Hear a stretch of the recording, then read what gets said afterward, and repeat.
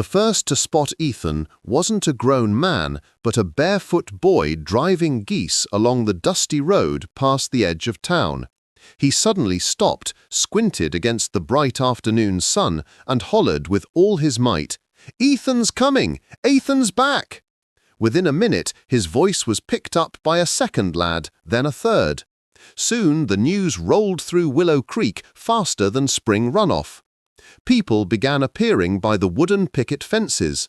Housewives stepped out of their porch doors, wiping flour-dusted hands on linen aprons. Men dropped their tools, and the farm dogs started up such a barking racket you'd think the governor himself was riding into town. Sarah was just pulling a golden loaf of bread out of the brick oven when she heard the shouting. She froze with the peel in her hands, hardly believing her ears, and then bolted out the door so fast she nearly tripped over the front step. Her heart hammered wildly against her ribs. 3 whole years she had waited for this day. 3 years of staring down that winding gravel road, wondering when her only son would finally come home. The wagon was already nearing the edge of town. Ethan sat on the wooden bench up front, holding the reins and smiling so wide he looked as happy as anyone waiting for him. He had grown broad-shouldered and deeply sun-browned, his physique hardened, and his movements carried the quiet confidence of a grown man. But the townsfolk weren't just looking at him. Sitting right beside him was a pretty young woman wearing a pale calico headscarf. She held a small cloth bundle on her lap and looked visibly nervous. "Well, I'll be," whispered an elderly woman by the fence. "He didn't come back alone." "And she's a right pretty thing too," another chimed in right away. Meanwhile, the wagon rolled right up to the front porch. Ethan leaped lightly to the ground and pulled his mother into a tight, crushing embrace. Sarah couldn't say a single word for a few seconds, just stroking his broad back and crying quiet tears of joy. "Oh, come on now, Ma," Ethan laughed, stepping back. "The neighbors are going to think I just came back from the war." "What neighbors? Let 'em look," she answered, wiping her watering eyes with the corner of her apron. By now, nearly the whole neighborhood had gathered around. Old Miller was the first to push his way through the crowd, clapping Ethan on the back so hard the young man nearly lost his footing. "Look at that, our local blacksmith came back a rich man." "And just what riches are you seeing, Miller?" laughed one of the local farmers. Miller squinted slyly and pointed right at the young woman in the wagon. "Sittin' right there beside him. A man don't ever need a greater fortune than that." The crowd burst into loud laughter. Even the stranger couldn't help but smile. Ethan glanced over her way and reached out a steady hand. "Come on down."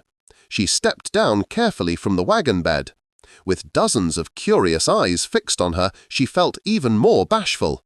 Ethan took her by the hand and looked out at all the gathered neighbors. The smile on his handsome face shifted into something entirely different, warm, tender, and deeply affectionate. "Everyone, meet Clara, and God willing, she'll soon be my wedded wife." For a few seconds, the noisy crowd fell completely silent. Clara offered a shy greeting and lowered her gaze to the dirt. "Don't you go fretting, honey," a friendly woman's voice rang out nearby. Nora, the young neighbor from next door, stepped up beside her. "Our folks here are as good as they come, long as you don't pick a fight over property lines." Several women chuckled at that. Clara smiled for the first time all day. The heavy tension in the air lifted just a bit. Before long, everyone started drifting toward the house. The long oak table was already loaded with fresh-baked bread, blackberry preserves, farm butter, and sweet pies. The townsfolk eagerly peppered Ethan with questions about distant places, and he spun tales that had them alternating between roaring laughter and stunned silence. Clara sat right beside him, more and more realizing that this little countryside village didn't feel so terribly foreign anymore. She watched Ethan and saw just how deeply he was loved here, how genuinely everyone rejoiced at his return, and how even old Miller wiped a tear from his eye while pretending nobody noticed. When the sun began dipping low behind the backyard gardens and the chatter quieted down to a gentle hum, Ethan suddenly rose from the bench. He took Clara's hand and looked out at the assembled guests with such quiet gravity that the room fell instantly dead silent. Even Miller stopped chewing his piece of pie. "I've got one more piece of news," Ethan said clearly. Sarah looked at her son with a wary eye. The townsfolk froze in eager anticipation, and Clara gripped his hand so tightly from sheer nervousness that her knuckles turned white. "In 3 weeks there's going to be a wedding," Ethan announced calmly. The silence that fell over the house was so profound you could hear a dry log popping inside the wood stove. Miller was the first to snap out of it. He slowly set his mug down on the rough-hewn table and narrowed his eyes. "So that's why you went running off for 3 whole years." Laughter erupted inside the cabin once again. Even Sarah couldn't hold back a smile, and Clara blushed so intensely she looked ready to hide behind the hearth. "No, Uncle Miller," Ethan laughed, shaking his head. "I was out hunting for the one woman I want to spend the rest of my days with." Hearing those spoken words, he looked at Clara with such a profound warmth that the older women sitting at the table immediately began exchanging knowing glances. "Well, look at our blacksmith go," Clara teased playfully. "Pretty soon he'll be writing poetry and singing love songs."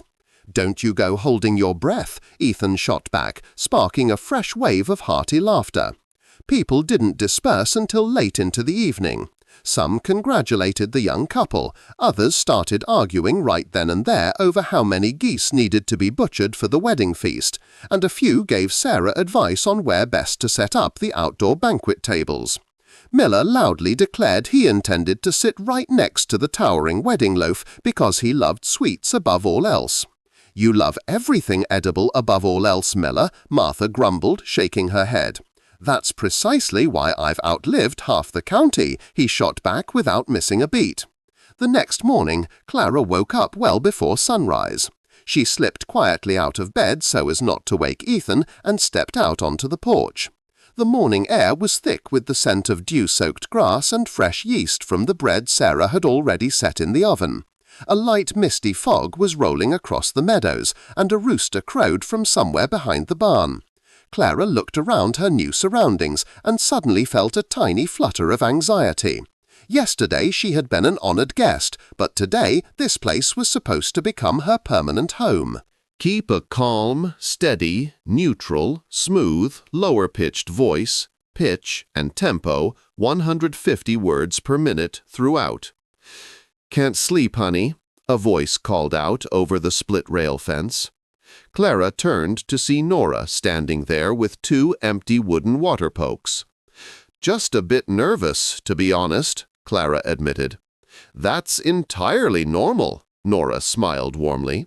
"If I were in your boots, I'd be shaking in mine too. Folks here are good-hearted, mind you, just terrible gossips. If you so much as sneeze near the town pump, half the county'll be discussing your health by sundown." Clara laughed softly. "Is it really that bad?" "Oh, worse." The 2 young women walked down the lane together toward the communal well.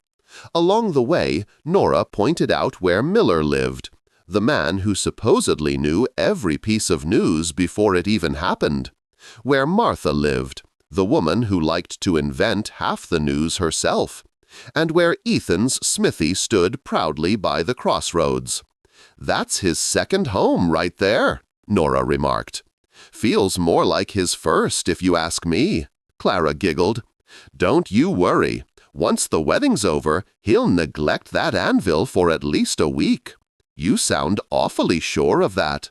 "Not a bit," Nora admitted honestly, and both young women burst into loud, ringing laughter. A handful of local housewives were already gathered around the stone wellhead. Spotting Clara, they immediately drew her into a friendly circle of questions. Where was she from? Was her mother a good cook? How did she cross paths with Ethan? Could she bake rye bread? Did she mind milking cows?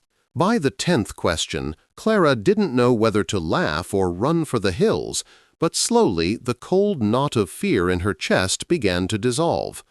The townsfolk were terribly inquisitive, but there wasn't a mean bone in their bodies. That evening, she sat with Ethan on the low wooden porch step, watching the sun slowly sink behind the cornfields. "What's on your mind, darlin'?" he asked softly. Clara remained silent for a moment. She thought of her mother, who was now miles and miles away. Before she left, her mother held her tight and whispered, "If he looks at you the way he's looking now, child, pack your bags and go without fear." Yesterday, amid the bustling celebrations, Clara had caught herself wishing her mother could be sitting right there at the feast, if only for a brief moment. Yet she understood just as clearly that her entire life was right here now, anchored to Ethan. "Just thinking that this is truly my home now," she murmured. Ethan smiled down at her. "Any regrets, Clara?" She looked up at him and slowly shook her head. "If I had regrets, I wouldn't have followed you to the edge of the earth." He reached out and silently squeezed her hand. They sat that way for several minutes, listening to the quiet evening sounds of the countryside. And right at that moment, it struck Clara for the very first time that she was going to be genuinely happy here. But that peaceful stillness didn't last long. The heavy back door creaked open, and Sarah stepped out onto the porch, casting a critical eye down at them. "All right, you two lovebirds, enough mooning over each other. The wedding's in 3 weeks, and there's enough work left to make it look like the ceremony's tomorrow morning." Ethan let out a heavy, dramatic sigh. "Here we go." "It hasn't even begun yet," Sarah snapped back playfully. "Just wait until the women start bickering over the wedding cake recipe. Then you'll know what real trouble is." And sure enough, by the next morning, Clara saw that her future mother-in-law hadn't been exaggerating in the slightest. 3 weeks flew by as if they were a single afternoon. One day Sarah was teaching Clara her secret recipes for savory meat pies. The next, the neighbor women were drumming by with unsolicited advice. And on most days, Ethan found some flimsy excuse to race home from the smithy hours before quitting time. A few of the local Matadans began visiting almost daily. Some pitched in with the endless preparations, while others brought tiny handmade trinkets for the upcoming ceremony. Clara hadn't even had time to properly learn everyone's names yet, but she already felt welcomed and cherished. Amidst all the wedding commotion, the days blurred past so swiftly she hardly noticed when the eve of the wedding was suddenly right on her doorstep. That particular morning, Clara woke up to the sound of loud, spirited arguing echoing inside the house. She blinked her eyes open, her heart skipping a beat as she momentarily feared something terrible had gone wrong. But a second later she recognized Sarah's sharp tone. "I'm telling you right now, that embroidered linen towel does not belong over the washstand," Sarah protested loudly. "And I'm telling you it looks best right there," Martha argued back stubbornly. Clara couldn't hold back a smile. There was only 1 day left until the wedding, and the whole household was practically vibrating with nervous energy. The moment she stepped outside, she realized the frantic hustle had consumed far more than just their front yard. Down by the fence, local men were hammering together long wooden guest benches. Freshly laundered festive towels billowed like sails on hemp clotheslines. Flocks of geese honked loudly from the poultry pen, and hanging over everything was that unmistakable, electric thrill of a celebration about to happen. "Clara, don't just stand there daydreaming. Help me carry these linen cloths over," Sarah hollered, only to freeze mid-sentence a second later. She had never once called Clara her daughter before. Clara noticed it immediately, too. Their eyes locked for a brief, fleeting moment, and an unexpected warmth bloomed in Clara's chest. Sarah quickly cleared her throat, pretending nothing out of the ordinary had happened, and marched right back to her chores.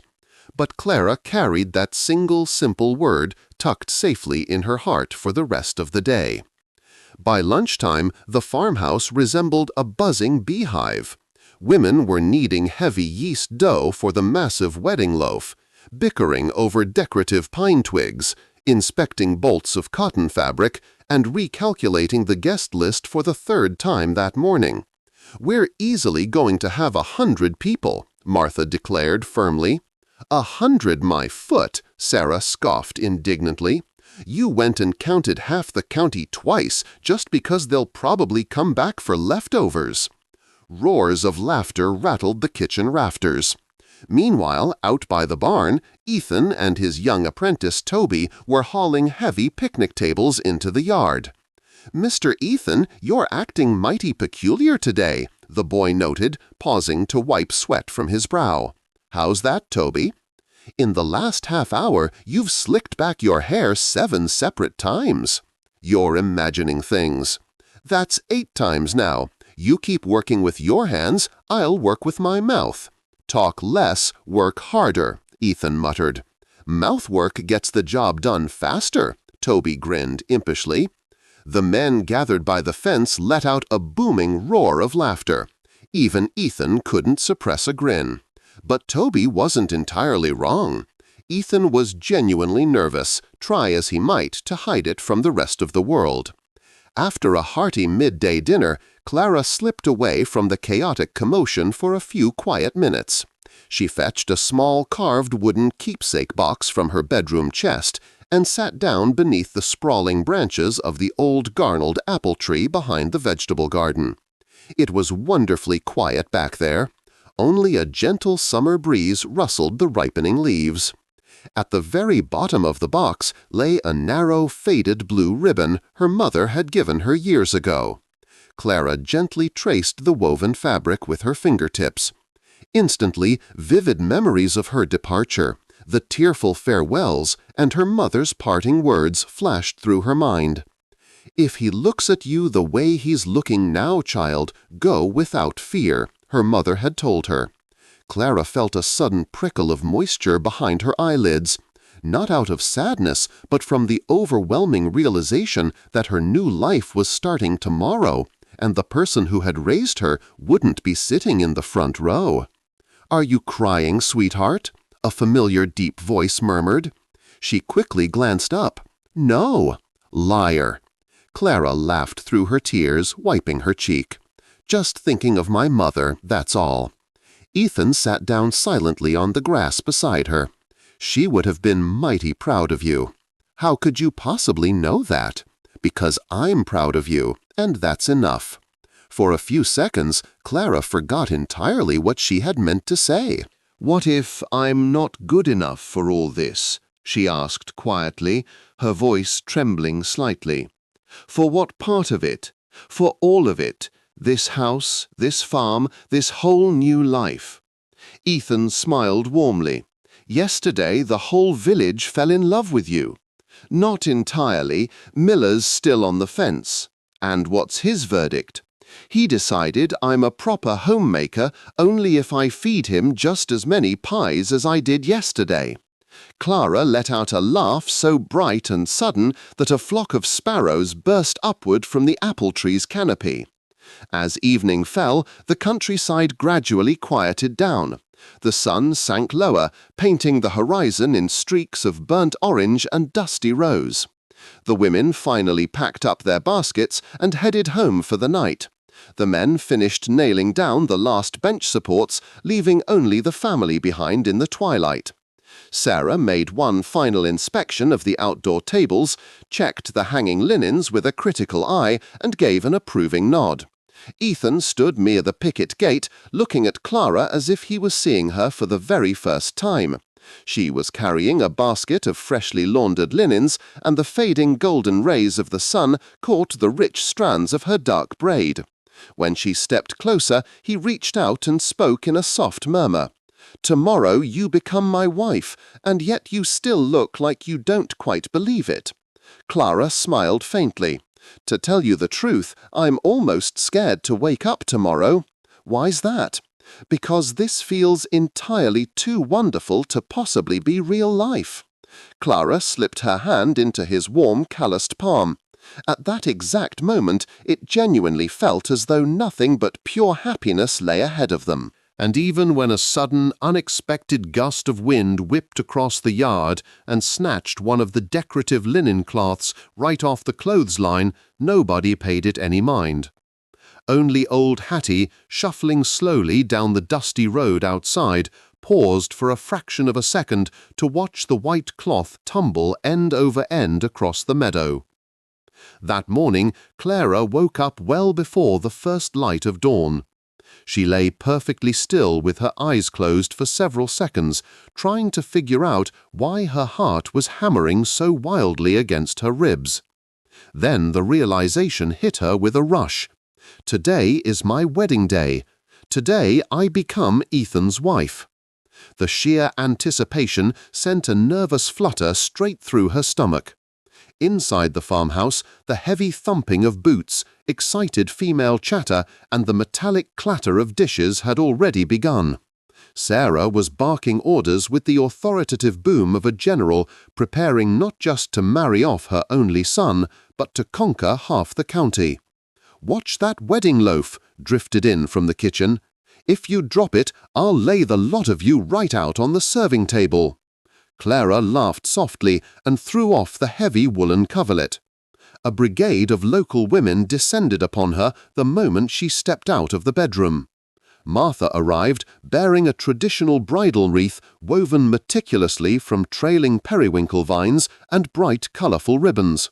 Old Hattie lent a trembling hand braiding Clara's thick hair, while Sarah rushed past for the 10th time to inspect whether the embroidered hem of the wedding shift was perfectly straight. In her nervous excitement, Clara accidentally botched the ribbon knot on her sleeve twice in a row. "Now what in tarnation is happening here?" Clara sighed in exasperation. "The bride's got the jitters, that's what," Martha chuckled good-naturedly. "That's a sign of good luck, mind you." "Well, if I keep fumbling all day, Ethan's going to have to untie me himself at the altar." Hilarity erupted around the cramped kitchen. When Clara finally caught a glimpse of her reflection in the small brass-framed looking-glass, she froze in absolute wonder. She wore a pristine white linen shift with intricate red embroidery along the collar and cuffs, a pleated woolen skirt, a vibrant crimson-woven sash, and her long dark braid fell gracefully over her shoulder, interwoven with crimson and blue ribbons. Atop her head rested the periwinkle wreath. She had never seen herself looking so radiant. For a fleeting second, an ache rose in her chest. She wished her mother could be standing right here to witness this. Meanwhile, out in the sun-drenched yard, Toby was giving Ethan a merciless ribbing. "Mr. Ethan, that's the 12th time you've straightened that sash." "It is not the 12th, Toby, it's the 13th. Now hush your mouth." "You nervous, boss?" "Nope. Lying is a sin, you know." Out by the fence, the men burst into boisterous laughter. Even Ethan couldn't keep a straight face. The truth was, he was every bit as nervous as Clara. When he finally stepped out onto the porch dressed in his finest embroidered holiday shirt and dark trousers, Sarah simply stared at him for a long moment before abruptly turning her face toward the wood stove. Nobody said a word, but Clara caught the exact moment her mother-in-law quickly wiped her eyes with the corner of her linen handkerchief. 3 years ago, she had sent her only boy off into a terrifying unknown. Today, she looked at him standing tall as a proud, handsome groom. Before long, the wedding guests began arriving in droves.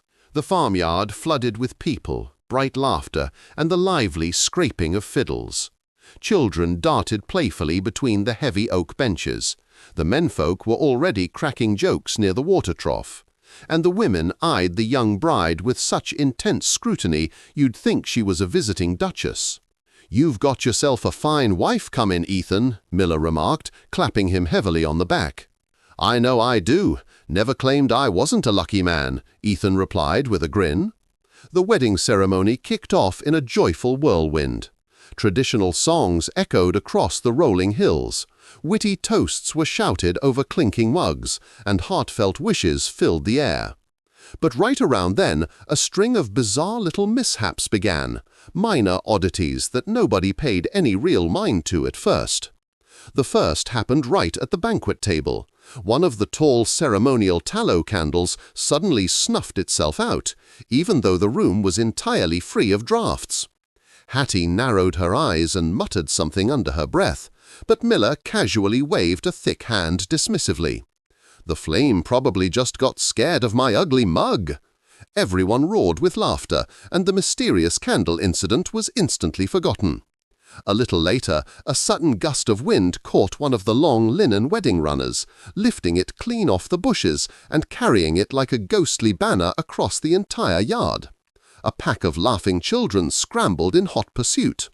Martha laughed so hard she nearly dropped her stoneware mug of cider. "Even the wind wants to crash our wedding," she hollered out. Once again, waves of merriment washed away any lingering unease. But right around dusk, one of the clumsy farm lads accidentally backed into a massive ceramic crock filled with spiced berry punch. It crashed hard against the flagstones and shattered into 100 pieces. For a breathless second, the entire gathering went dead silent. "Well, at least it wasn't the wedding loaf," Miller boomed, breaking the tension. Following his lead, even the sternest matron present cracked a smile. Nobody stayed cross, nobody let their mind dwell on dark omens. Everyone was simply too intoxicated with joy. When the sun finally tucked itself away behind the distant hills, the local musicians tuned their fiddles higher, and the guests flooded the open dance area. Ethan swept Clara into his arms and twirled her into the center of the ring. She laughed so freely and brightly that she didn't even notice how fast the evening slipped away. It felt as though the very earth and sky were celebrating right alongside them. Only late in the night, when the exhausted guests had finally thinned out and the yard grew mercifully quiet, did the newlyweds manage to steal a quiet minute together beneath the ancient apple tree. "Well, how are you holding up, Mrs. Miller?" Ethan smiled softly, brushing a stray lock of hair from her cheek. Clara lowered her gaze, a shy smile touching her lips. "Still sounds mighty strange when you say it like that." "Well, I happen to love the sound of it. And I happen to love my husband. Good thing, seeing as you're stuck with him now." She gave his broad shoulder a playful nudge, and both of them burst into quiet laughter. At that precise moment, it genuinely felt as though an endless beautiful life stretched out before them. And even when old Hattie, trudging past the fence on her way home, cast one lingering suspicious glance back toward the unlit candle stub on the table, the broken punch crock, and the wind-tossed linen banner, nobody gave it a second thought. The first morning of married life dawned so uncommonly peaceful that Clara lay still for several moments, scarcely believing that just yesterday nearly the whole township had been celebrating right here on this very grass. She woke up before Ethan and spent a quiet few minutes simply watching the warm morning sunbeams slant through the small multi-paned window. A crumbly wedge of the wedding loaf still sat on the wooden side table, and a festive embroidered towel hung neatly over the back of the bench. Clara smiled to herself. Yesterday she was just the bride, today she was a wife. The realization still felt wonderfully surreal. She rose as softly as a shadow, but the moment her bare foot touched the braided rug, a strong, familiar hand gently caught her wrist. "Just where do you think you're sneaking off to, missus? Not without your husband, you aren't?" A deep, sleep-roughened voice murmured from the pillows. Clara giggled. "The wood stove isn't going to feed itself, you lazy giant. And who's supposed to feed the husband if you run off? If you don't get up right now, nobody eats." Ethan let out a shamelessly dramatic groan and hauled himself out of bed. Within minutes, they were bustling around the hearth together like a well-oiled machine. Before long, Sarah pushed open the heavy front door and froze dead in her tracks. Ethan was slicing thick rounds of rye bread while Clara worked the heavy kneading trough. "Well, will you look at that?" The older woman muttered under her breath. "What's that supposed to mean, Ma?" Ethan asked, raising an eyebrow. "I figured after a wedding like that, a man spends the first 2 days straight eating leftovers and sleeping off the cider." "That's precisely what Miller does, and he's got the right idea," boomed a familiar voice from the threshold. Miller himself was already standing in the open doorway, leaning heavily on his walking stick. "I just came by to personally inspect whether all the wedding pastries had miraculously vanished overnight." "They vanished yesterday, Uncle Miller," Clara laughed, tossing a handful of flour his way.